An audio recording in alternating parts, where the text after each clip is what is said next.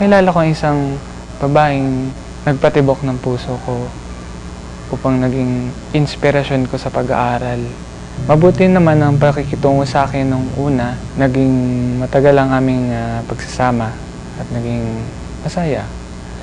Ngunit napansin ko na iba na yung tinatakbo ng aming pagsasamahan sapagkat siya rin ay nalulong sa masamang bisyo.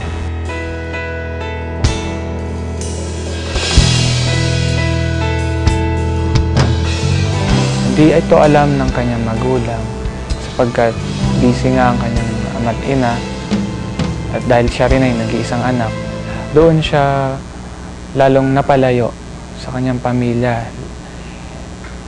Ayaw niyang mawala ako sa kanyang tabi, lagi kaming magkita. Ilang panahon pa nalaman ito ng aking ina dahil ipinagtapat ko to sa kanya. Ngunit hindi naging magandang dahilan pala yun para maging maayos pa ang pagsasama namin.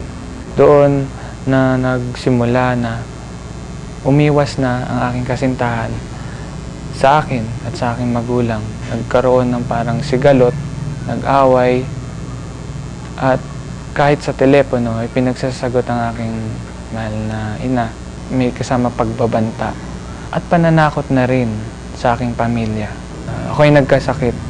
Nasasabi kong malubhang sakit na ako lang nakakaalam sapagkat kahit saan man ako dalhin, hindi ako nagagamot. Bigla ng mga doktor.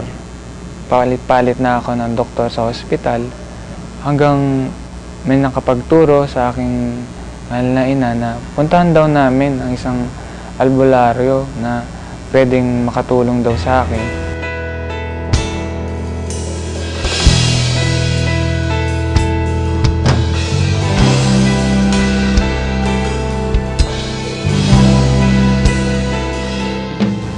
Para malunasan yung aking sakit.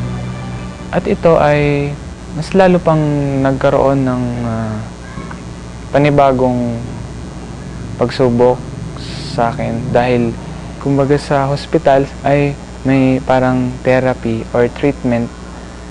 Ngunit sa kanyang panggagamot ay kakaiba dahil may mga binibigay siyang mga pangontra daw laban sa pangkukulam na hindi namin kilala na gumalaw daw sa akin. Yung taong yun na nagkaroon ng sama ng loob o galit sa akin ay yun din mismo yung aking naging kasintahan.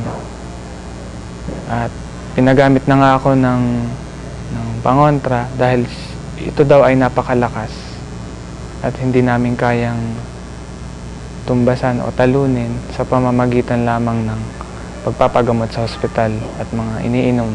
Sinusuot ko ang aking pangontra noon.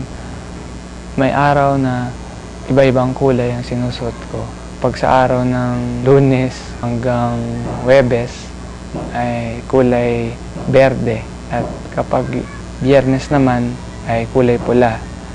Doon laging sumasagi sa isip ko anong kahulugan at kagawian ang ginagawa ng albularyo na pinapagawa sa akin na kailangan daw ay kapag susuotin ko ang kulay pulang yun na pangontra ay magpapausok din daw ako ng insenso sa aming tahanan para matalo daw ang mga masasamang espiritu sa paligid. Ngunit hindi pa yun naging solusyon sa aking karamdaman dahil mas lalo pa akong nagkaroon ng matinding sakit.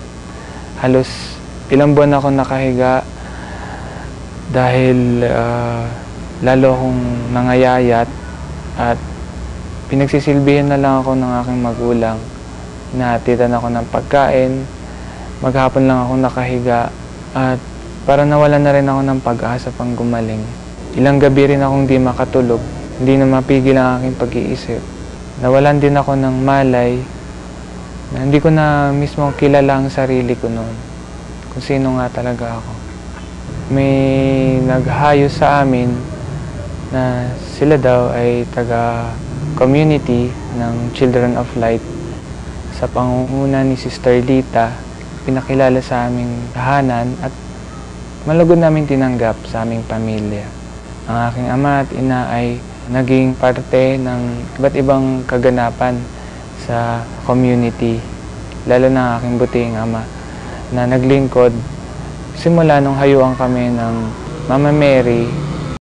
Unti-unti ko noon natutunan sa aking sarili ang pagbabago sa pananaw ko sa aking silbi. Mas mahalaga ang paglilingkod kaysa sa mga makamundo o material na bagay na panandalian lamang na aking nakukuha. Ngunit lilipas din ako'y iniiwan, mga taong ako'y ginamit lang at pinirahan lang ng iba. Ngunit hinayaan ko na yun upang magkaroon nga ako ng kapayapaan sa aking sarili at makapag simula muli ng bagong buhay.